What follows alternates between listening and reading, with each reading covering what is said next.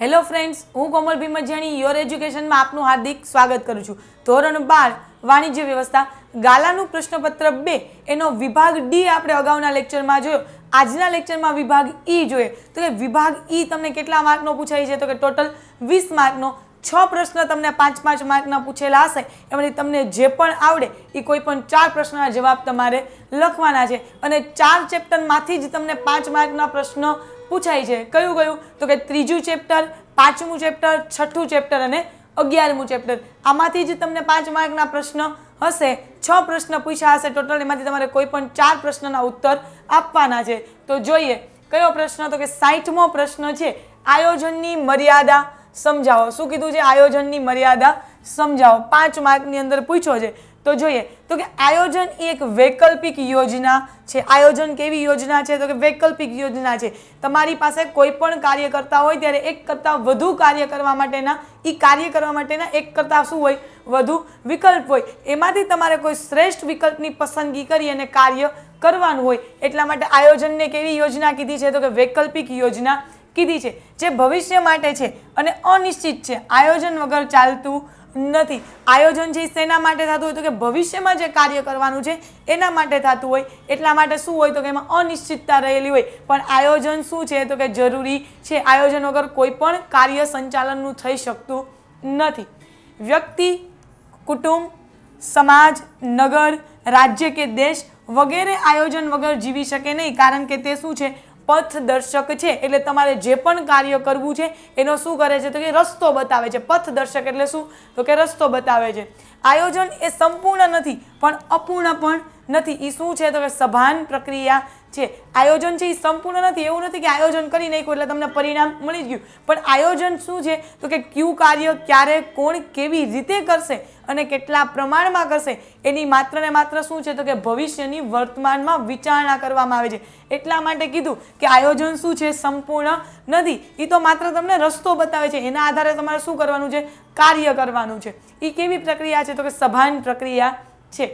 છતાં એની સામે ટીકાકારો અને નિષ્ણાંતો ઘણા બધા પ્રહાર કરે છે. પણ આયોજનનો કોઈ વિકલ્પ નથી. છતાં પણ એમાં શું છે? તો કે અમુક ખામીઓ રહેલી છે. તો એમાં જોઈએ આયોજનની મર્યાદા. તમને એમ પૂછે આયોજનની મર્યાદા જણાવો, અથવા એમ પૂછે ટીકા જણાવો, અથવા એમ કે આયોજનની ખામી કે આયોજનના ગેરફાયદા. આ દરેકે દરેક શું છે? એક જ છે. સમાનાર્થી શબ્દ છે. ટીકાઓ, મર્યાદા, ખામીઓ અને ગેરફાયદા. એમાંથી કોઈ પણ પૂછે શું થશે? જવાબ એક જ આવશે. તો સૌપ્રથમ પોઈન્ટ જોઈએ શું છે? અપૂરતી માહિતી. તો કે આયોજનની નિર્ણય પ્રક્રિયાનો આધાર શેના ઉપર રહેલો છે? માહિતી ઉપર. કોઈ પણ કાર્ય કરવાનું હોય, આયોજન બનાવવામાં આવે તો સૌપ્રથમ શું થાય? તો કે માહિતી એકઠી કરી એનું વિશ્લેષણ કરવામાં આવે. તો શેના ઉપર આધાર રહેલો છે આયોજનની પ્રક્રિયાનો? તો કે માહિતી ઉપર. આથી માહિતી પ્રાથમિક હોય કે અન્ય હોઈ શકે, પરંતુ આ પ્રકારની માહિતી અધૂરી કે અસ્પષ્ટ હોય તો તેના પરિણામ શું થાય? તો કે વિપરીત બતાવે. તમે જે પણ કાર્ય કરવાનું છે એના માટે આયોજન કરતા હોય તો એના માટે એ વિષયની તમને પૂરતી માહિતી હોવી જોઈએ. જો પૂરતી અને સાચી માહિતી ન હોય તો શું થાય છે? તો કે અધૂરી કે અસ્પષ્ટ માહિતી હોય તેના કારણે પરિણામો મળતા નથી. બીજું આપ્યું છે ખામીયુક્ત પદ્ધતિનો ઉપયોગ. તો એમાં જોઈએ તો કે આયોજન ઘડતર માટે ગાણિતિક પદ્ધતિઓ, આંકડાશાસ્ત્રીય માહિતી અને કોમ્પ્યુટરનો ઉપયોગ શું છે? તો કે વિશાળ પાયા પર થાય છે. જ્યારે ગાણિતિક પદ્ધતિ અને આંકડાકીય માહિતી અને ટેકનોલોજીનો ઉપયોગ થતો હોય ત્યારે શું હોય? તો કે સાચી હોવી જોઈએ, સ્પષ્ટ હોવી જોઈએ, ખામીયુક્ત હોવી જોઈએ. એટલે ખામીવાળી નહીં, ખામી રહિત હોવી જોઈએ. એટલા માટે બીજો પોઈન્ટ શું છે? તો કે ખામીયુક્ત પદ્ધતિનો ઉપયોગ.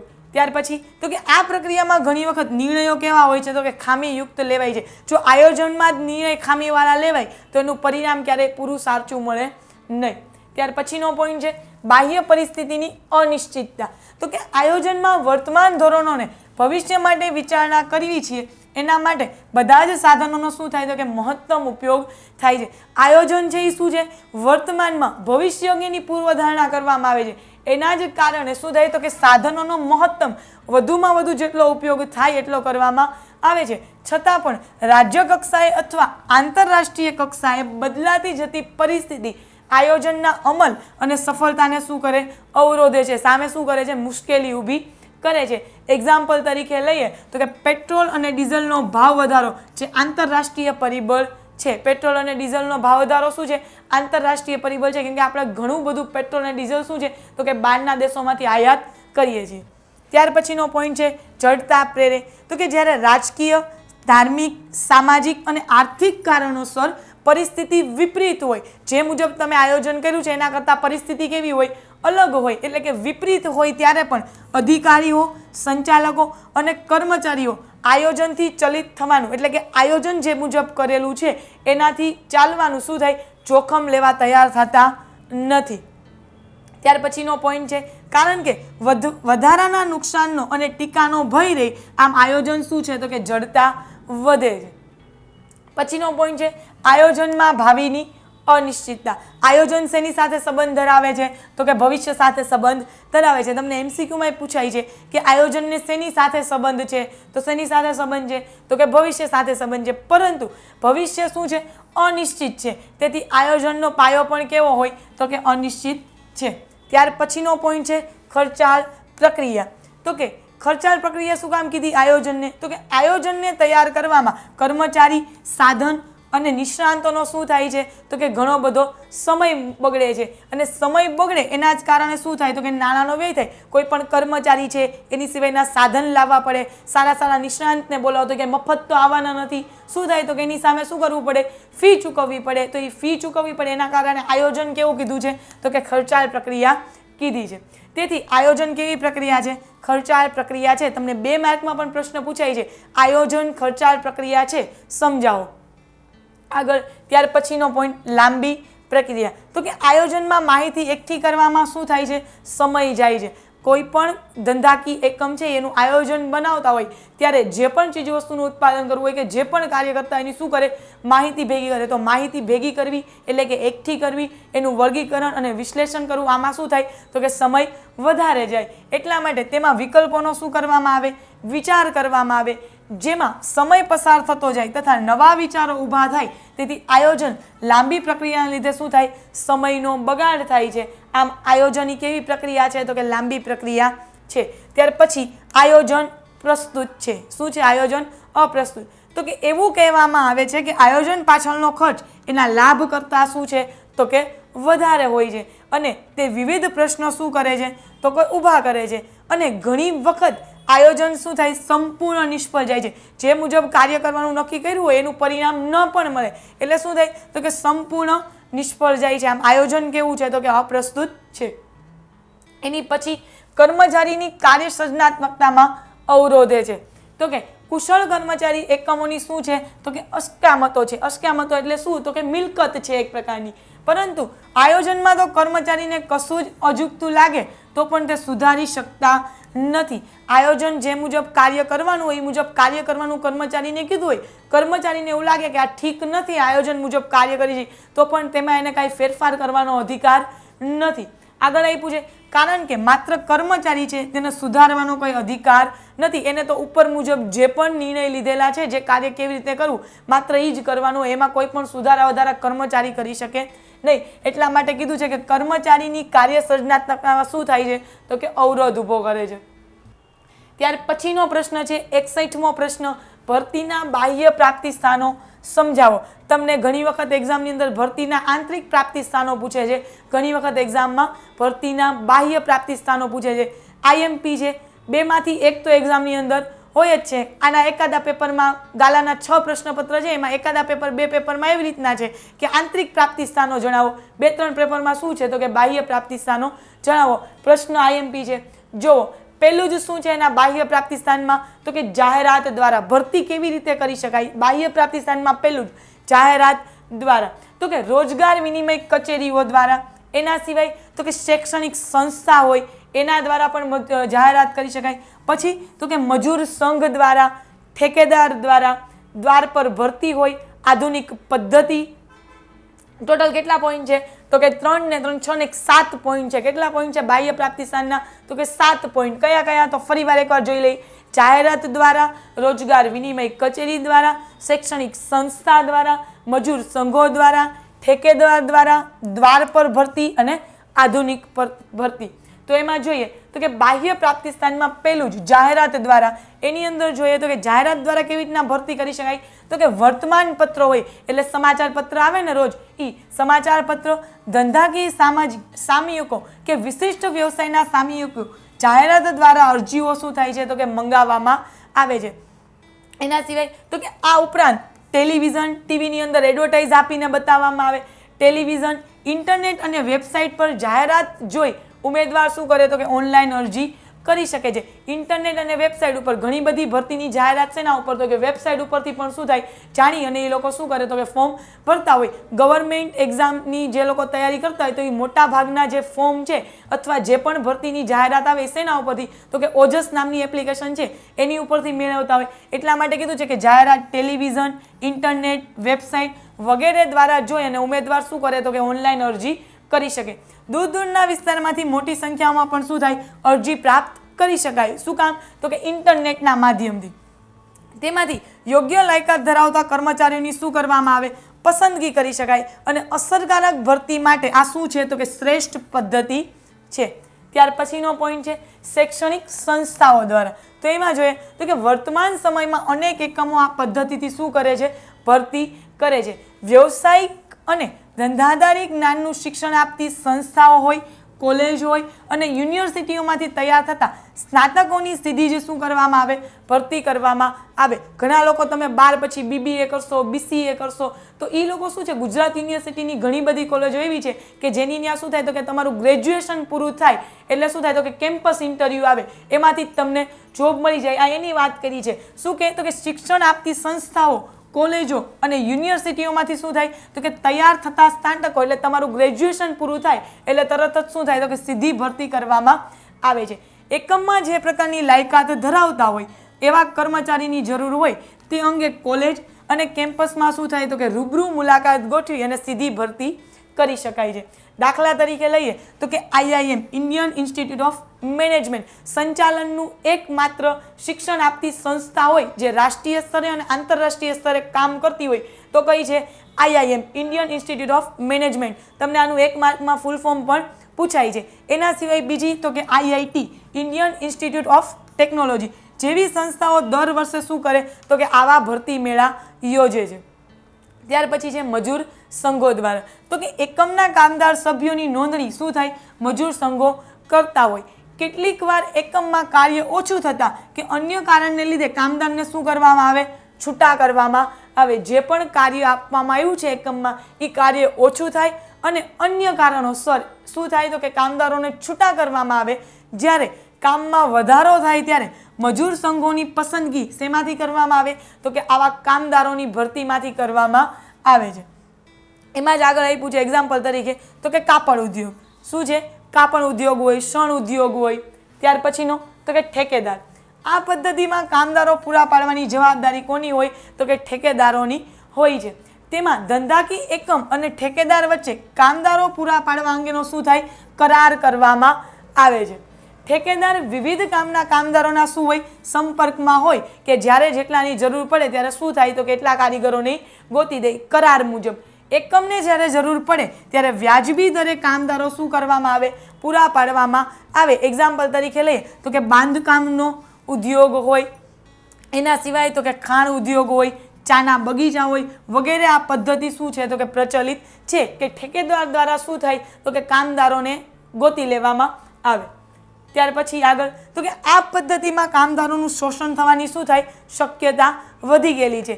આ રીતે સામાન્ય રીતે બિનકુશળ કામગારો પૂરા પાડવામાં આવે છે. ત્યાર પછીનો પોઈન્ટ છે દ્વાર પર ભરતી. શું કીધું છે દ્વાર પર ભરતી તો કે એકમ કે સંસ્થાના દરવાજે કામ અંગેની જાણકારી દર્શાવતું નોટિસ બોર્ડ મૂકી અને કર્મચારીને શું થાય મેળવી શકાય છે.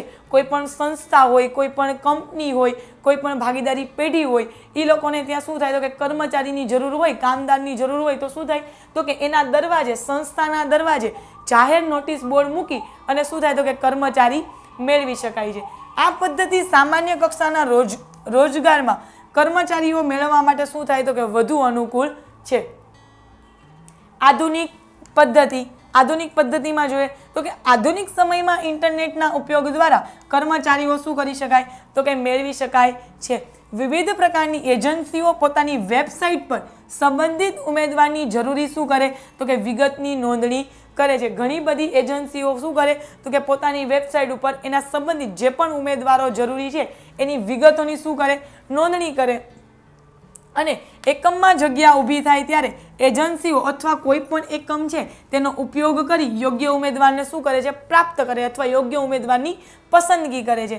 આ માટે ઘણીવાર તમામ પ્રક્રિયા શું થતી હોય તો કે ઓનલાઈન થતી હોય. છેલ્લે તમને ઇન્ટરવ્યૂ વખતે રૂબરૂ બોલાવવામાં આવે, એની એક્ઝામ ઓનલાઈન લેવાઈ જાય, એનું પરિણામ ઓનલાઈન આવી જાય. જો આપ્યું છે જેમ કે અરજી કરવી, પરીક્ષા આપવી અને પરિણામ અને નિમણૂક વગેરે શું થતું હોય તો કે આધુનિક પદ્ધતિ દ્વારા થતું હોય.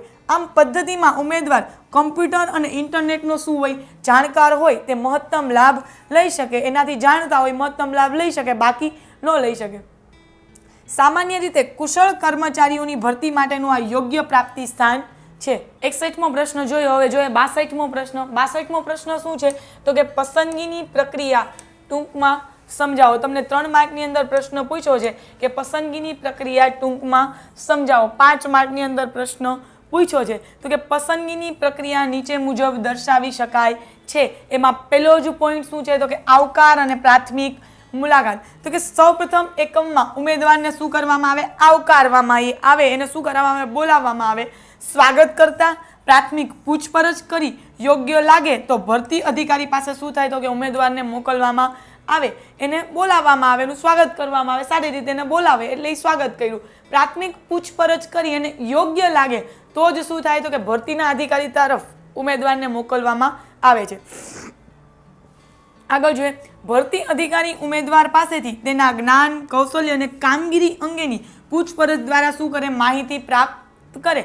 જે પણ લાયકાત અનુસાર ભરતી કરવાની છે જે પણ હોદ્દાની એનું શું તો કે ઉમેદવાર પાસેથી એનું જ્ઞાન, એનું કૌશલ્ય અને કામગીરી અંગેની શું કરે તો કે પૂછપરછ કરે, એને લગતા પ્રશ્ન પૂછે અને માહિતી પ્રાપ્ત કરે એટલે કે મેળવે. પ્રાથમિક મુલાકાતમાં જો ઉમેદવાર યોગ્ય લાગે તો તેને અરજીપત્રક ભરાવવા માટે શું થાય તો કે આપવામાં આવે છે. આમ આ કાર્યનો હેતુ અયોગ્ય ઉમેદવારને શરૂઆતથી શું થાય તો કે અરજી અટકાવી દેવાનો છે. ત્યાર પછી આગળ તો કે આથી ભરતી અધિકારીનો સમય બચે અને કાયમી કામગીરી શું થાય તો કે સરળ બને છે. જ્યારે આવકાર અને પ્રાથમિક મુલાકાતમાં જો કોઈ ઉમેદવાર છે વ્યવસ્થિત ન હોય તો એને આગળની પ્રક્રિયામાં સામેલ કરવામાં આવતો નથી. એટલે જે તે અધિકારી એના બધા ડોક્યુમેન્ટ્સને બધું આગળ જોવું એની કરતાં શું થાય તો કે અહીંયાથી જ અટકી જાય, એના કારણે કામગીરી શું થાય તો કે સરળ બને. બીજો પોઈન્ટ જોઈએ અરજીપત્રક સ્વીકારવું અને તેની ચકાસણી કરવી. તો કે અરજીપત્રક દ્વારા ભરતી અધિકારી ઉમેદવારની શૈક્ષણિક લાયકાત, એનો અનુભવ કેટલો છે, એનું જ્ઞાન અને કૌશલ્ય અંગેની શું કરે તો કે જાણકારી પ્રાપ્ત કરે છે. અરજીપત્રક દ્વારા શું થાય તો કે અધિકારી છે એની જે પણ ઉમેદવારે એપ્લાય કર્યું છે, અરજીપત્રક ભર્યું છે, એની શૈક્ષણિક લાયકાત કેટલી છે, એનો જે પણ કાર્ય કરે છે, જે પણ ક્ષેત્રની અંદર એનો અનુભવ એને કેટલો છે, જ્ઞાન અને કૌશલ્ય અંગેની શું થાય તો કે જાણકારી પ્રાપ્ત કરે છે. અરજીપત્રક સાથે ઉમેદવાર પોતાની લાયકાત અંગેના જુદા જુદા દસ્તાવેજો જેવા કે ગુણાંકપત્રક, અનુભવના પ્રમાણપત્ર વગેરે જોડે છે. તમે કોઈ પણ કંપનીની અંદર તમારી એપ્લાય એટલે કે અરજીપત્રક ભરો ત્યારે શું હોય તો કે તમારા 10થના માર્ક, 12થના માર્ક, તમારા ગ્રેજ્યુએશનના માર્ક, તમે માસ્ટર કર્યું તો એના માર્ક, આ દરેકની શું હોય તો કે સોફ્ટ કોપી સાથે જોડવાની હોય. એના સિવાય તમે જે પણ અનુભવ મેળવેલો હોય અને ત્યાંના પ્રમાણપત્રો હોય એ પણ શું થાય સાથે જોડવાના હોય. ભરેલ અરજીપત્રકની ચકાસણી કરવામાં આવે અને અરજીપત્રકમાં અધૂરી કે ખોટી માહિતી જણાય તો તેવા અરજીપત્રકને શું થાય તો કે રદ કરવામાં આવે છે. આગળ જોઈએ ત્યાર પછીનો પોઈન્ટ કે જરૂરી કસોટી લેવી. તો કે માન્ય કરેલ અરજીપત્રકના ઉમેદવારોની વિવિધ કસોટીઓ લેવામાં આવે છે. જેની અરજી સ્વીકારવામાં આવી છે, માન્ય ગણવી એટલે સ્વીકારવામાં આવી છે એવા ઉમેદવારની શું થાય તો કે અન્ય કસોટીઓ લેવામાં આવે. દરેક ધંધાકી એકમ કે સંસ્થા પોતાની રીતે કસોટી લેતી હોય. કસોટી એટલે પરીક્ષા. શું થાય તો કે પોતાની રીતે પરીક્ષા લેતી હોય. તેમાં ઉમેદવારની માનસિક ક્ષમતા, એની ચપળતા, એની આવડત અને અભિરુચિ વગેરે બાબતોની શું થાય તો કે જાણકારી પ્રાપ્ત કરી શકાય છે. એમાં પહેલું જ શું છે તો કે બુદ્ધિ કસોટી. તો કે બુદ્ધિ કસોટી દ્વારા શું મળે તો કે ઉમેદવારની બુદ્ધિ, એની યાદશક્તિ કેવી છે, એની ચપળતા, એની વિચાર શક્તિ, એની નિર્ણય શક્તિ વગેરે જાણી શકાય છે. બીજું આપ્યું છે અભિરુચિ કસોટી દ્વારા શું જાણી શકાય? તો કે એ જે કાર્ય માટે ઉમેદવારને પસંદ કરવામાં આવે છે તે કાર્ય માટે ઉમેદવારની અભિરુચિ એટલે કે એમાં એને કેટલો રસ છે તે જાણી શકાય છે. આના સિવાય 2 માર્કમાં તમને એવું પૂછાય છે કે બુદ્ધિ કસોટી અને અભિરુચિ કસોટી દ્વારા શું જાણી શકાય છે સમજાવો. તો 2 માર્કની અંદર તમારે આ 2 પોઈન્ટ લખવાના થશે. એક્ઝામની અંદર વારંવાર પૂછાય છે, 2 માર્કમાં એ મોસ્ટ આઈએમપી ક્વેશ્ચન છે. ત્રીજું જોઈએ તો કે ધંધાકી કસોટી દ્વારા શું જાણી શકાય? તો કે ધંધાકી કસોટી દ્વારા ઉમેદવારે ખરેખર જ કાર્ય કરવાનું હોય તો તેની આવડત કેટલી છે તે જાણી શકાય છે.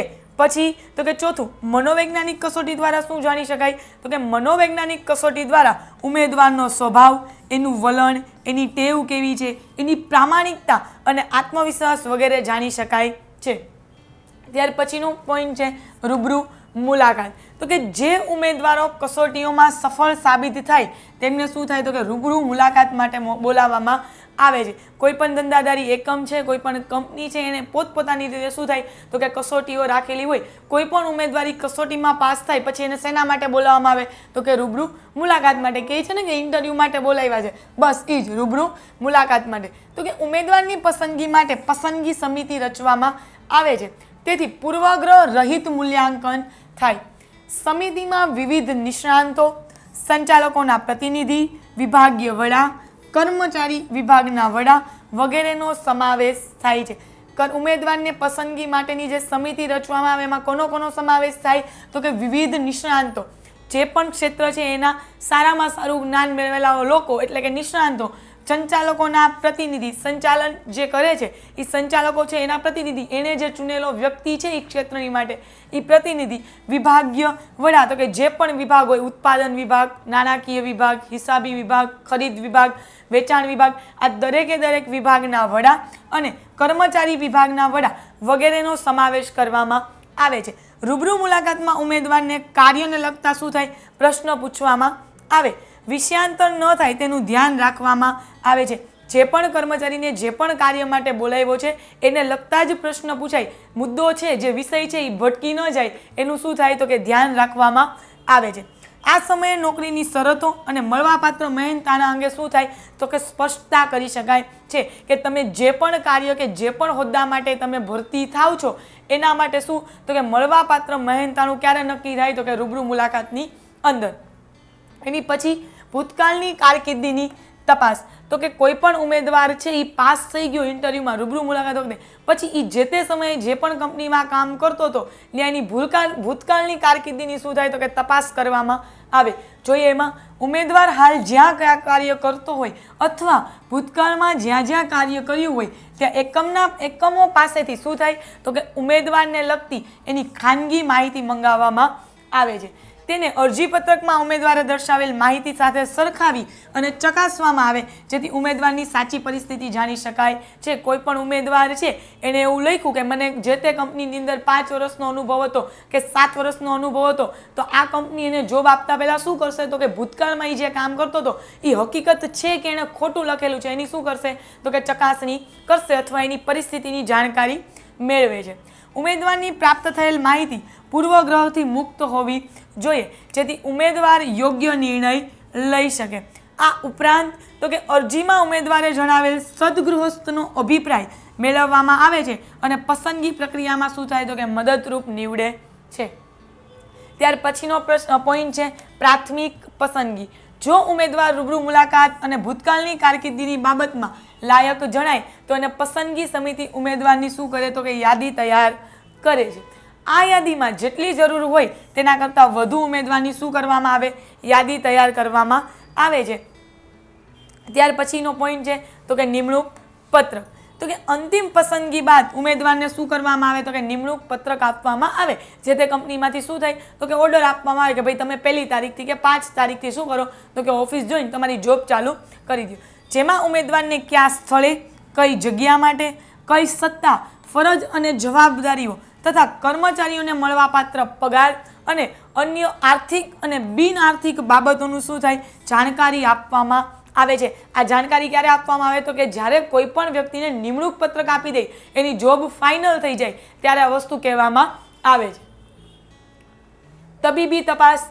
જોઈએ એમાં તો કે જેટલા કર્મચારીની જરૂર હોય તેટલા ઉમેદવારની શું થાય, પ્રાથમિક પસંદગી કરી એકમે નક્કી કરેલા, એકમે કોઈ પણ કંપની કે કોઈ પણ પેઢી છે એને નક્કી કરેલા ડૉક્ટર કે હોસ્પિટલમાં શું થાય તો કે તેમની શારીરિક તપાસ માટે મોકલવામાં આવે છે. જો આ તપાસનો મુખ્ય હેતુ ઉમેદવારને કોઈ શારીરિક તકલીફ કે ગંભીર માંદગી નથી ને તે જાણકારી મેળવવાનો છે, કોઈ મોટી બીમારી નથી ને, કે એક્ઝામ્પલ તરીકે કેન્સર જેવી બીમારી છે તો શું છે એ લાંબી માંદગી છે તો એ શું થાય તો કે જાણવામાં આવે છે. બાકીના ઉમેદવારનો સમાવેશ શેમાં કરવામાં આવે તો કે પ્રતીક્ષા યાદીની અંદર કરવામાં આવે, જેથી કરીને ફરીવાર કર્મચારી કે ઉમેદવારની જરૂર પડે ત્યારે ભરતીની આખી પ્રક્રિયા કરવાની જરૂર રહેતી નથી. ભવિષ્યમાં જ્યારે કર્મચારીની જરૂર પડે ત્યારે આ પ્રતીક્ષા યાદીમાંથી ક્રમાનુસાર શું થાય તો કે પસંદગી કરવામાં આવે છે. આગળ જોઈએ ત્યાર પછીનો પોઈન્ટ એકમ પરિચય અને કાર્યની સોંપણી. તો કે આધુનિક એકમો નિમણૂક પત્રક આપ્યા બાદ કાર્યની શું કરતા હોય, સોંપણી કરતા પહેલા કર્મચારીને એની એકમની નીતિ શું છે, પર્યાવરણ ઉપરી અધિકારીઓ કયા કયા છે, સહકર્મચારીઓ અને તાબેદારો સાથે શું કરાવે છે તો કે પરિચય કરાવે છે. કોઈ પણ નવો માણસ આવે કોઈ પણ કંપનીની અંદર તો અધિકારી શું કરે, નિમણૂક પત્ર આપ્યા બાદ તો કે કાર્યની સોંપણી કરતા પહેલા એને કોઈ પણ કાર્ય આપતા પહેલા કર્મચારીના એકમની નીતિ શું છે, પર્યાવરણ માટે કોણ ઉપરી અધિકારી જવાબદાર છે, એના સહકર્મચારી કોણ છે, એની સાથે કામદાર, એ સિવાયના તાબેદારો કોણ કોણ છે એનો શું કરે છે તો કે પરિચય કરાવે છે. ત્યારબાદ શું થાય તો કે કાર્યની સોંપણી કરવામાં આવે છે. ઓકે, આટલા પોઈન્ટ છે. હવે પછીનો પ્રશ્ન જોઈએ 63મો પ્રશ્ન તો કે માહિતી સંચારના અવરોધ સમજાવો. શું પૂછ્યો છે પ્રશ્ન, માહિતી સંચારના અવરોધો સમજાવો. તો કે માહિતી સંચાર એ સંચાલનનો અવલંબન નંબરનો પ્રશ્ન છે જે વાત નીતિવાદ છે. માહિતી સંચાર વગર કોઈ પણ સંચાલનનું કાર્ય થઈ શકે નહીં. માહિતી સંચાર એટલે શું તો કે માહિતીની આપલે. આમ છતાં માહિતી સંચાર માનવીય પ્રક્રિયા છે. પરિણામે માહિતી સંચારની પ્રવૃત્તિમાં માનવીની સંભાળવાની, એની સાંભળવાની, એની સમજવાની, જાણવાની, માનવીની મર્યાદાઓ જેવી કે કઈ કઈ છે, માનવીની કઈ કઈ મર્યાદા છે તો કે લાગણી, ભૂલો, અનુમાનો, અસમજ, અવિશ્વાસ અને ડર વગેરે શું કરે, માહિતી સંચારને અવરોધે છે. શું કીધું, શું કામ માહિતી સંચાર છે, કઈ રીતે તો કે માણસની સાંભળવાની, સમજવાની, જાણવાની શું છે તો કે દરેકે દરેક માહિતી સંચારને કારણે અમલ થાય. પણ ઘણી વખત માણસ શું છે, આપણે કોઈ પણ કાર્ય આપણને કોઈ ઉપરના અધિકારીએ કરવાનું કીધું હોય હુકમ પ્રમાણે તો આપણે કરવું પડે, પણ એની સિવાય આપણા સહકર્મચારી છે એનીથી કામ ન થાય એમ હોય ને આપણને કીધું હોય તો શું છે તો કે લાગણીના સંબંધથી આપણે કરતા હોય તો કે લાગણી, ભૂલ, અનુમાનો, અસમજ થઈ હોય, અવિશ્વાસ થયો હોય કે ડર વગેરે શું છે તો કે આટલા કારણો માહિતી સંચારને અવરોધે છે. આ અવરોધો માહિતી સંચારની અસરકારકતાને રોકે છે, જે માહિતી સંચારને શું કરે તો કે નિષ્ફળ બનાવે છે. અસરકર્તાઓને અવરોધતા પરિબળો કે માહિતી સંચારના અવરોધો આપણે જોઈએ. તેમાં પહેલું જ આપ્યું છે કે સ્પષ્ટ આયોજનનો અભાવ, એમાં પછી તો કે ભાષાંતરની ભૂલ, ત્યાર પછી તો કે અસ્પષ્ટ સંદેશાઓ, ત્યાર પછી તો કે પસંદગી યુક્ત સમજ, ડર અને અવિશ્વાસ, અસ્પષ્ટ અનુમાનો, યોગ્ય સમયનો અભાવ, માહિતીનું અતિભારણ અને સંદેશા પ્રત્યે શું થાય તો કે દુર્લભ. આટલા પોઈન્ટ તમને આપ્યા છે. માહિતી સંચારના અવરોધો સમજાવો. તમારે કોઈ પણ 6 પોઈન્ટ લખી નાખવાના. 3 માર્કમાં આ 5 માર્કમાં પ્રશ્ન છે એટલે તમારે બધા પોઈન્ટ લખવા પડશે, પણ આનો આ પ્રશ્ન તમને 3 માર્કમાં પૂછ્યો હોય તો શું છે તમારે તો કે તમારે 6 જ પોઈન્ટ લખવાના રહે. તો એમાં પહેલું જ જોઈએ કે અયોગ્ય સાધનોની શું કીધું છે પસંદગી. તો કે સ્પષ્ટ આયોજનનો અભાવ, એમાં જોઈએ તો કે માહિતી સંચારમાં કેટલીક વખત સ્પષ્ટ આયોજન વગર અધૂરી અને અસ્પષ્ટ માહિતી મોકલવામાં આવે, જેના કારણે માહિતી સંચારને શું થાય અવરોધ ઊભો થાય. ઘણી વખત શું થાય તો કે આયોજન વગર અધૂરી અને અસ્પષ્ટ માહિતી મોકલવામાં આવે, એના કારણે માહિતી સંચાર શું થાય તો કે અવરોધાય છે. માહિતી મોકલતા પહેલા કઈ માહિતી કયા ક્રમમાં અને કોને મોકલવાની છે તેનું આયોજન કરવામાં ન આવે તો માહિતી આપનાર અયોગ્ય, અસ્પષ્ટ અને અધૂરી માહિતી આપે છે તેવું ગણાવી શકાય. ત્યાર પછી છે ભાષાંતરની ભૂલ. તો કે મધ્ય સપાટીએ કાર્ય કરતી વ્યક્તિઓ ઉપરી અધિકારીઓ પાસેથી શું કરે છે? સંદેશાઓ મેળવે છે. બેયની કડીરૂપ કઈ સપાટી છે? તો કે મધ્ય સપાટી. ઉચ્ચ સપાટી અને તળ સપાટી વચ્ચેની કડીરૂપ સપાટી કઈ? તો કે મધ્ય સપાટી. તો કે મધ્ય સપાટીએ કાર્ય કરતી વ્યક્તિ છે એ શું કરે? ઉપરી અધિકારીઓ પાસેથી સંદેશા મેળવે. આ સંદેશાઓ ઘણી વખત માતૃભાષા કે પ્રાંતીય ભાષામાં ન પણ હોય. એના કારણે માહિતીનું અર્થઘટન કરી માહિતીને નીચલી સપાટી તરફ શું થાય છે? મોકલવામાં આવે ત્યારે ભાષાંતરની ભૂલો થવાની શક્યતા શું થાય છે? તો કે વધી જાય છે. આમ માહિતી સંચારમાં ભાષાંતરની ભૂલો પણ માહિતી સંચારને શું કરે? નિષ્ફળ બનાવે છે. ઘણા એવા શબ્દો હોય કે ભાષાંતરની ભૂલના કારણે શું થાય? તો કે એકના એક શબ્દના વધારે મિનિંગ નીકળતા હોય. એમાં આપણી ગુજરાતી ભાષામાં ખાસ કે એકના એક શબ્દના શું કરતા હોય? તો કે એક કરતાં વધારે અર્થ નીકળતા હોય. એના કારણે ભાષાંતરની ભૂલના કારણે પણ શું થાય? તો કે માહિતી સંચાર નિષ્ફળ બને. ત્યાર પછીનો પોઈન્ટ છે અસ્પષ્ટ સંદેશાઓ. તો કે ઘણીવાર માહિતી સંચારમાં મહત્વની બાબત શું હોય છે? તો કે અસ્પષ્ટ રીતે દર્શાવેલી હોય છે. શબ્દોની કે વાક્યોની અયોગ્ય ગોઠવણ હોય, વ્યવસ્થિત ગોઠવણ ન હોય તો સામેના માણસને તમે જેને સંદેશો મોકલો છો એ સમજી શકવાનું નથી. એટલે કે શબ્દો કે વાક્યની શું હોય? અયોગ્ય ગોઠવણી કરેલી હોય. સંદેશાઓમાં એક સૂત્રતા હોતી નથી. પરિણામે આવા સંદેશાઓ માહિતી મેળવવાને સ્પષ્ટ અથવા શું હોય? તો કે અર્થ આપવામાં નિષ્ફળ જાય છે. સામેની વ્યક્તિને તમે જે સમજાવવા માંગો છો સંદેશા દ્વારા એ સમજાવી શકતા નથી. એટલે કે શું થાય છે? તો કે નિષ્ફળ જાય છે. આમ કેટલીક વખત અસ્પષ્ટ સંદેશાઓ પણ માહિતી સંચાર સફળ થવા દેતા નથી. ત્યાર પછીનો પોઈન્ટ છે પસંદગીયુક્ત સમજ. તો કે દરેક માનવીના મગજની સ્થિતિ એવી હોય છે કે તેને જે સમજવું હોય તે જ સમજે. દરેક માણસની મગજની સ્થિતિ કેવી હોય કે તમે ગમે એવો એને આ સંદેશો મોકલો પણ એના વિચાર મુજબ એને જે સમજવું હોય સમજે. તો કે ઘણીવાર એવું બને કે માનવીનું મગજ શું કીધું છે? માનવીનું મગજ સંપૂર્ણ બંધ હોય અને સંદેશાની આપલે ચાલુ હોય છે. મગજ બંધ હોય અને સંદેશાની આપલે ચાલુ હોય તો એ કોઈ વ્યક્તિ શું છે? તો કે સમજી શકવાનું નથી. ત્યારે સંદેશાનો કોઈ અર્થ રહેતો નથી. પસંદગીયુક્ત સમજ પણ માહિતી સંચારની સફળતાને શું કરે છે? તો કે અવરોધે છે. ત્યાર પછીનો પોઈન્ટ છે ડર અને અવિશ્વાસ. તો કે જે વ્યવસ્થા તંત્રમાં અવિશ્વાસ અને ડરનું વાતાવરણ હોય તો પણ માહિતી સંચાર શું થાય? તો કે નિષ્ફળ જાય છે. શું કામ? તો કે કારણ કે આવા વ્યવસ્થા તંત્રમાં દરેક સંદેશાને શું થાય? તો કે શંકાની દ્રષ્ટિએ જોવામાં આવે. શું થાય? શંકાની દ્રષ્ટિએ જોવામાં આવે. અને સાચી માહિતી અધિકારને આપવામાં આવે તો શિક્ષા કે દંડ થશે એવી શું હોય? બીક હોય. એના કારણે ડર અને અવિશ્વાસના કારણે શું થાય? તો કે માહિતી સંચાર અવરોધાય. તેવા ડરથી જાણી જોઈને માહિતી સંચારમાં ફેરફાર કરી માહિતીને શું થાય છે? તો કે છુપાવવામાં આવે છે. જ્યારે સાચી માહિતી આપલે કરવામાં ન આવે તો પણ માહિતી સંચાર શું થાય? તો કે નિષ્ફળ જાય છે. ત્યાર પછી અસ્પષ્ટ અનુમાનો. અનુમાનો એટલે શું? ધારણાઓ કરવી, અગાઉનું વિચારેલું અનુમાન કરવા કે આવું થશે. ઘણીવાર માહિતી સંચાર કરતી વખતે અનુમાન કે પૂર્ણ ધારણાઓનો સહારો લેવામાં આવે છે. આ અનુમાનો કે પૂર્વ ધારણાઓ સ્પષ્ટ કર્યા વગર સંદેશાઓને મોકલવામાં આવે કે મેળવવામાં આવે ત્યારે સંદેશાનો મહત્વ શું થઈ જાય છે? તો કે બદલાઈ જવાની શક્યતા છે. અને જેના કારણે શું થાય? તો કે પરિણામે સંદેશાનો અર્થ જે તમે મેસેજ પહોંચાડવા માંગતા હતા એનો અર્થ ગુમાવાઈ જાય અને સંદેશો શું છે? તો કે મહત્વપૂર્ણ અર્થ ગુમાવે છે. આમ સ્પષ્ટ અનુમાનો પણ માહિતી સંચારના અવરોધનું શું છે? તો કે કારણ છે. ત્યાર પછી અસ્પષ્ટ અનુમાનો બીજી વાર આવી ગયું છે. યોગ્ય સમયનો અભાવ. જોઈએ તો કે કેટલીક વાર સંદેશાઓ ફેરાફેરની સમજ આપતા હોય છે પણ આવા ફેરફારો એટલે કે ઝડપથી અમલમાં મૂકવાના હોય કે તાબેદારો સંદેશાને સમજે, વિચારે અને તેની વૈકલ્પિક વ્યવસ્થા કરે તે પહેલાં તો શું થાય? તો કે તે અમલમાં મૂકી દેવાના હોય છે. તેથી માહિતી સંચારને સમજવાનો કે અમલમાં મૂકવાનો સમયગાળો ઘણો ટૂંકો જ હોય છે. એ પણ શું છે? તો કે માહિતી સંચારને અવરોધે. કોઈ પણ માણસ એને સમજે જ નહીં ત્યાં સુધી એનો અમલ કઈ રીતે કરે? હવે સમજે નહીં એ પહેલાં અમલમાં મૂકી દેવામાં આવે તો શું થાય? તો કે માહિતી સંચાર અવરોધાય. ત્યાર પછી તો કે માહિતીનું અતિભારણ. શું કીધું છે? માહિતીનું અતિભારણ. મોટા એકમોમાં માહિતીની સતત અને અવિરતપણે આપલે થતી હોય છે. સતત માહિતી શું થાય? તો કે મોકલવામાં આવે.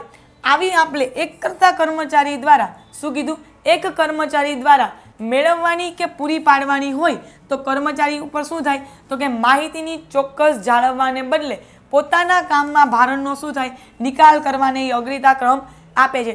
કોઈક માણસની કેપેસિટી હોય કે 5 કલાક કામ કરી શકે, 8 કલાક કરી શકે, 12 કલાક કરી શકે. હવે 12 કલાકની એની કેપેસિટી છે, એના કરતાં તમે 18 કલાકનું કામ આપો તો એ કરી શકે નહીં. પછી શું કરે તો કે એના કામને જ માત્ર અગ્રિમતા આપે. આવી પરિસ્થિતિમાં સમયસર માહિતી યોગ્ય સ્થળે ન પહોંચે તો પણ શું થાય માહિતી સંચારનો હેતુ નિષ્ફળ જાય છે. આમ માહિતી સંચારની અતિ વ્યવસ્થાને કારણે પણ માહિતી સંચાર શું થાય તો કે અવરોધાય છે. સંદેશા પ્રત્યે દુર્લભ તો એમાં જોઈએ તો કે કેટલીક વાર ઉચ્ચ સંચાલકો કે નીચલી કક્ષાના કર્મચારીઓ સંદેશા પ્રત્યે શું કરે તો કે બેધ્યાનપણું દાખવે છે અને બેદરકાર રહે છે. ઘણી વખત ઉચ્ચ સંચાલકો છે એ નીચલી કક્ષાના કર્મચારીના જે પણ સંદેશા છે એને શું કરે બેધ્યાન એટલે નજરમાં જ ન લે. તેથી કર્મચારીઓ સાચી માહિતીથી શું થઈ જાય છે તો કે વંચિત થઈ જાય છે. ખરેખર એને જે માહિતી પહોંચવી હોય એ મળતી નથી. આમ સંદેશા પ્રત્યે દુર્લભ દાખવવામાં આવે છે. દુર્લભ એટલે નજરઅંદાજ કરવામાં આવે. તેના પરથી અપરિપક્વતાનું મૂલ્યાંકન કરવામાં આવે અને માહિતી સંચાર શું થાય તો કે નિષ્ફળ જાય છે. ઓકે, ત્યાર પછીનો પોઈન્ટ છે અયોગ્ય સાધનોની પસંદગી. માહિતી આપવા અને મેળવવા માટે અમુક માધ્યમોની શું થાય તો કે પસંદગી કરવામાં આવે છે, પરંતુ આવા માધ્યમોની પસંદગી યોગ્ય કે અનુરૂપ ન હોય તો પણ શું થાય તો કે માહિતી સંચાર અવરોધ ઊભો થાય છે. દાખલા તરીકે નીચલી સપાટીના તાબેદારોને સમજાવવા અયોગ્ય ભાષામાં લાંબુ લેક્ચર આપવું એ શું છે તો કે માહિતી સંચારને અવરોધે છે. ઓકે, 63મો પ્રશ્ન જોયો. હવે જોઈએ 64મો પ્રશ્ન. શું કીધું છે 64મા પ્રશ્નમાં તો કે માહિતી સંચારના અવરોધો દૂર કરવાના ગમે તે 6 ઉપાયો દર્શાવો. આના આગળનો જ પ્રશ્ન એવો હતો કે માહિતી સંચારના અવરોધો સમજાવો. આમાં શું છે તો કે અવરોધ દૂર કરવાના ઉપાયો સમજાવવાના છે. તો પહેલું જ છે કે માહિતી અવરોધાય નહીં તે રીતે વ્યવસ્થા તંત્રના માળખાને અનુરૂપ શું કરવાનું માહિતી સંચારના તંત્રને ગોઠવવાનું. કે માહિતી સંચાર શું છે અવરોધાય નહીં એના માટે શું કરવાનું તો કે વ્યવસ્થા તંત્રનું માળખું જ એવી રીતે ગોઠવવાનું જેથી કરી માહિતી સંચારના તંત્રને ગોઠવાયેલું કે માહિતી જેવી પહોંચાડવી છે જે અર્થમાં પહોંચાડવી છે એ પહોંચે. માહિતી આપનાર જે માહિતી આપે તે સ્પષ્ટ હોવી જોઈએ જેથી માહિતી મેળવનાર સારી રીતે સમજી શકે. જે પણ અધિકારી છે ઉપરનો અધિકારી એ નીચલી સપાટીના અધિકારીને કે કામદારોને જે પણ માહિતી મોકલતો હોય એ કેવી હોવી જોઈએ સ્પષ્ટ હોવી જોઈએ જેથી કરીને જે વ્યક્તિને મળે છે માહિતી શું તરીકે શકે તો કે સમજી શકે. માહિતી સંચાર દ્વિમાર્ગી પ્રક્રિયા હોવાથી માહિતી સંચારનો પ્રવાહ શું થાય તો કે બંને દિશામાં સહેલાઈથી આગળ વધે તેવી વ્યવસ્થા હોવી જોઈએ. માહિતી સંચાર કેવી છે તો કે દ્વિમાર્ગી પ્રક્રિયા છે. એક આપનાર છે અને એક લેનાર છે. તેથી પ્રવાહ બંને દિશામાં સહેલાઈથી આગળ વધે તેવી શું હોય તો કે વ્યવસ્થા હોવી જોઈએ. માહિતી પ્રકારના જુદા જુદા માધ્યમોની અસરકારકતા જુદી જુદી હોવાથી માહિતી શું થાય તો કે સંદર્ભમાં યોગ્ય માધ્યમની પસંદગી થવી જોઈએ. પછી જોઈએ આગળ તો કે માહિતી સંચારમાં બંને પક્ષ વચ્ચે શું હોય તો કે શ્રદ્ધા પરસ્પર એટલે એકબીજા ઉપર શું હોય તો કે વિશ્વાસ હોય અને સહકારની ભાવના હોવી આવશ્યક છે. માહિતી પહોંચાડવાના વિવિધ સ્થાનો વચ્ચે માહિતી વહન રેખાઓ બને તેટલી ટૂંકી હોવી જોઈએ. માહિતી આપનાર અને લેનાર બંને છે એ બે વચ્ચે શું છે તો કે વહન રેખા જેટલી ઓછી હોય એટલો શું થાય તો કે પ્રયત્ન થવો જોઈએ કે બંને એટલી ટૂંકી હોય જેથી માહિતીનો પ્રવાહ અટકી ન જાય અથવા માહિતી પ્રસારણમાં વિલંબ ન આવે જેથી કરીને તમારે જેટલી ઝડપથી માહિતી પહોંચાડવી છે એ ઝડપથી પહોંચે અને એમાં કોઈ પણ પ્રકારનો વિલંબ ન આવે એટલે અટકે નહીં. માહિતી સંચાર વ્યવસ્થા ઝડપી હોવી જોઈએ અને માહિતી સંચારની પ્રવૃત્તિ હંમેશા માટે શું હોવી જોઈએ હેતુલક્ષી હોવી જોઈએ. કોઈ પણ વ્યક્તિને તમે માહિતી આપો છો તો એ હેતુલક્ષી હોવી જોઈએ. ત્યાર પછી તો કે બિનજરૂરી માહિતીનું પ્રસારણ માહિતી સંચારના માધ્યમો ઉપર ભારણ વધારે તેથી યોગ્ય પ્રસારણ હોવું જોઈએ. માહિતી સંચાર વ્યવસ્થાનું સમયાંતરે એટલે સમય અનુસાર યોગ્ય મૂલ્યાંકન થવું જોઈએ જેથી બદલાતા સંજોગો અનુસાર બદલાતી પરિસ્થિતિને અનુરૂપ શું થાય તો કે માહિતી સંચારની વ્યવસ્થા અને સાધનોમાં શું થઈ શકે તો કે ફેરફાર કરી શકાય. કેવી રીતના માહિતી મોકલવી મેલ દ્વારા મોકલવી SMS દ્વારા મોકલવી એની સિવાય તો કે પત્ર કે સંદેશા વ્યવહાર કરીને લખીને મોકલવી એ શું થાય તો કે એમાં સાધનમાં ફેરફાર કરી શકાય. માહિતી સંચારની સમગ્ર પ્રક્રિયા દરમિયાન માહિતી આપનારનું અંગત હિત કે સ્વાર્થ હોવો જોઈએ નહીં. આમ દાખલા તરીકે આપણે સ્વાર્થ હોવો જોઈએ નહીં, એમાં જોઈએ તો કે વિકૃત રીતે કે ઈરાદાપૂર્વક કોઈ પણ ખોટી માહિતી આપવી જોઈએ નહીં. 64મો પ્રશ્ન જોયો. હવે જોઈએ 65મો પ્રશ્ન. શું કહે છે 65મો પ્રશ્ન? તો કે ગ્રાહક સુરક્ષાના કાયદા મુજબ શું કીધું છે? તો કે ગ્રાહકના અધિકારો ક્યાં છે એ જણાવવાના છે. ગ્રાહક સુરક્ષાના આધારે ગ્રાહકને કેટલા અધિકાર મળે છે એ જોવાનું છે. તો કે ગ્રાહકને કેટલા અધિકાર મળે છે? તો કે ટોટલ 6 અધિકાર મળે છે. કેટલા? 6 અધિકાર. એમાં પહેલું જ જોઈએ કયું? તો કે ગ્રાહકલક્ષી શિક્ષણનો અધિકાર. શું કીધું છે? ગ્રાહકલક્ષી શિક્ષણનો અધિકાર. તો કે ગ્રાહકલક્ષી શિક્ષણ એટલે કે વસ્તુ કે સેવાની મહત્તમ માહિતીનું એકત્રીકરણ. ગ્રાહક શિક્ષણનો અધિકાર કોને કહેવાય? તો કે તમે જે પણ વસ્તુ કે સેવા ખરીદો છો એની તમને મહત્તમ એટલે વધુમાં વધુ માહિતી શું કરવી? એકત્રિત કરવી, ભેગી કરવી. ગ્રાહક વસ્તુ કે સેવાની સંપૂર્ણ માહિતી એકત્ર કરે, એની તુલના કરે એટલે બીજી વસ્તુ સાથે શું કરે? એની કમ્પેરિઝન, એને સરખાવે, તુલના કરે, ગુણવત્તાની ખાતરી કરે વગેરે બાબતો માટે ગ્રાહકલક્ષી શિક્ષણ શું છે? તો કે આવશ્યક છે એટલે કે જરૂરી છે. એમાં જોઈએ તો કે ગ્રાહકને વસ્તુ યોગ્ય જથ્થામાં, યોગ્ય ગુણવત્તામાં, જે સમયે એને જરૂર છે ત્યારે, જે સ્થળેથી એટલે કે નજીકના સ્થળેથી એને મળી રહી અને કિંમત મળે તેમજ દરેક વસ્તુની ગુણવત્તા કે જથ્થાનું માપન કરી શકે તે માટે યોગ્ય શિક્ષણ મેળવવાનો એને અધિકાર છે. કોઈ પણ વ્યક્તિ છે, આપણે જે ગ્રાહક છીએ, સરવાળે શું છે? તો કે કોઈ પણ વ્યક્તિ છે એ કોઈકનો તો કોઈકનો ગ્રાહક હોવાનો જ છે. કોઈ એક ચીજ વસ્તુનું ઉત્પાદન કરતો હોય એની સિવાયની બીજી જે પણ ચીજ વસ્તુની જરૂર પડે તો શું થશે? તો કે બીજા પાસેથી ખરીદશે. એટલે કોઈ પણ વ્યક્તિ છે એ કોઈનો ને કોઈનો તો શું હોય? તો કે ગ્રાહક હોય જ. પણ ગ્રાહક તરીકે તમે જ્યારે કોઈ પણ ચીજ વસ્તુ ખરીદો ત્યારે વસ્તુનો જથ્થો, એની ગુણવત્તા કેવી છે, તમારે જે સમયે જોઈ છે એ સમયે મળી રહી છે કે નહીં, તમારે જ્યાં સ્થળે જોઈ છે નજીકના સ્થળે રહેતા હોય રાજકોટની અંદર ને મળે અમદાવાદથી તો એ શું છે? તો કે યોગ્ય સ્થળેથી વસ્તુ મળી રહે એવું કહી શકાય નહીં. એટલે કે સ્થળે, કિંમત તેમજ દરેક વસ્તુની ગુણવત્તા કે એનું જથ્થાનું માપન કરી શકવા માટે શું થાય? તો કે યોગ્ય શિક્ષણ મેળવવાનો અધિકાર છે. દાખલા તરીકે આઈસ્ક્રીમનું માપન એટલે કે આઈસ્ક્રીમનું જે વજન કરવામાં આવે કે જથ્થામાં, વજનમાં કે જથ્થામાં જે આપવામાં આવે એ કપમાં રોકાતી જગ્યાઓ તેમજ શું થાય? તો કે વજનમાં થઈ શકે છે. આઈસ્ક્રીમને અમુક પ્રકારના શું થાય? તો કે રસાયણોથી ફૂલાવી શકાય છે. શું કરી શકે છે? ફૂલાવી શકાય છે. એટલે જથ્થાની દ્રષ્ટિએ આપણને શું થાય? તો કે ઓછું મળે. ત્યાર પછીનો બીજો છે નિવારણનો અધિકાર. શોષણ થયા બાદ ગ્રાહકને તેની ફરિયાદનું નિવારણ કરી શકે તેવી વ્યવસ્થા એટલી જ જરૂરી છે. કોઈ પણ વ્યક્તિએ કોઈ પણ ચીજવસ્તુની ખરીદી કરી એમાં એનું શું થયું? શોષણ થયું. મતલબ કે એને 500 ગ્રામ કીધું હતું કે આ શું છે? તો કે 500 ગ્રામ છે, એની બદલે એને 450 ગ્રામ કે 400 ગ્રામ જ આપવામાં આવ્યું છે તો એનું શોષણ થયું. તો એની ફરિયાદ નિવારણ માટે શું થાય? તો કે વ્યવસ્થા થવી જોઈએ. દાખલા તરીકે કોઈ ગ્રાહકને વસ્તુ છાપેલા જથ્થા કરતાં શું થાય? ઓછા જથ્થામાં મળે તો તેનું સાંભળવું અને તેનું નિવારણ કરવું અને સામે એને વળતર મેળવવું તેનો એને અધિકાર છે. ગ્રાહક સુરક્ષા હેઠળ તેમને મળે રાહત કે વળતર મેળવવા માટે શું થાય? તો કે નિવારણ અધિકાર મહત્વનો છે. એને જે પણ રાહત મળતી હોય, જે પણ વળતર મળતું હોય એ એને મેળવવાનો શું છે? તો કે અધિકાર છે. ત્યાર પછી સુરક્ષાનો અધિકાર. તો જોઈએ એમાં તો કે ગ્રાહકનો સુરક્ષાનો અધિકાર એટલે આરોગ્ય અને જીવનને નુકસાન કરતી પેદાશો કે પેદાશ ક્રિયા અને સેવાઓથી શું થાય? રક્ષણ મેળવવું. શેને લગતી? સુરક્ષાનો અધિકાર એટલે તો કે ગ્રાહક જે પણ ચીજ વસ્તુઓ ખરીદે છે એમાં એના આરોગ્ય કે જીવન સામે શું થાય? નુકસાન થાય એવી દરેકે દરેક પેદાશ કે સેવાથી શું થાય? તો કે એને રક્ષણ મળવું જોઈએ. અત્યારના જ બજારમાં શું છે? તો કોઈ પણ ખાદ્ય પદાર્થ છે એ 100% શુદ્ધ આવતું નથી. કે છે ખાલી 100% શુદ્ધ પણ હોતું નથી. તો એ શુદ્ધ મેળવવા માટેનો શું છે? સામે એને અધિકાર છે. જોઈએ તમાકુ એ શરીરને નુકસાન કરતા છે અને તમાકુની પેદાશો સામે રક્ષણ મેળવવાનો શું છે? તો કે અધિકાર છે. આમ આથી આવી પેદાશોનો ઉપયોગ સામે જોખમની શું થાય? તો કે ચેતવણી આપવામાં આવે. જે લોકો ગુટકા ખાતા હશે, માવા ખાતા હશે, તમાકુ ખાતા હશે એમાં ઉપર લખેલું જ હોય કે આ જોખમ કરતા છે, આનાથી કેન્સર થાય છે, તેમ છતાંય શું થાય? તો કે લોકો ખાય છે. પણ શું કીધું? તો કે આવી પેદાશોનો ઉપયોગ સામે શું હોય? તો કે ચોખ્ખું લખેલું જ હોય કે આ જોખમ કરતા છે. દાખલા તરીકે સિગારેટના પેકિંગ પર લખવામાં આવતું કે કાનૂની ચેતવણી તમાકુથી શું થાય છે?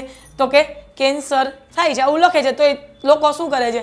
પીવે છે. શું થાય? ભલે ને થાય જે થવું હોય, ઉપાધિ પાછળ વાળાને હોય, આપણે ક્યાં હોય. ત્યાર પછી શું છે? તો કે પસંદગીનો અધિકાર તો જોઈએ તો કે દરેક ગ્રાહકને પોતાની પસંદગીનો અધિકાર છે, એટલે કે જોઈતી વસ્તુ તેને યોગ્ય સમયે, યોગ્ય જગ્યાએ અને યોગ્ય જથ્થામાં મળવી જોઈએ. અત્યારે શું છે તો કે દરેકે દરેક ગ્રાહક કોઈ પણ ચીજ વસ્તુ ખરીદતો હોય તો એમાં પસંદગીનો અધિકાર છે, પણ એ જોઈતી વસ્તુને એને યોગ્ય સમયે, યોગ્ય જથ્થામાં અને યોગ્ય જગ્યાએથી મળવી જોઈએ. આ વસ્તુ તેની વ્યાજબી કિંમતે પણ શું થાય તો કે મળવી જોઈએ. એક્ઝામ્પલ તરીકે લઈએ તો કે સ્કૂટર ખરીદવું કે મોટરસાયકલ ખરીદી તે ગ્રાહકની શું છે તો કે પોતાની પસંદગી છે અને પસંદગીનો અધિકાર છે કે એને શું લેવું છે. સામે પછી એ જોવું પડે ને કે બજેટ કેટલું છે, એટલે શું છે તો કે પસંદગીનો અધિકાર છે કે સ્કૂટર ખરીદવું કે મોટરસાયકલ ખરીદવી.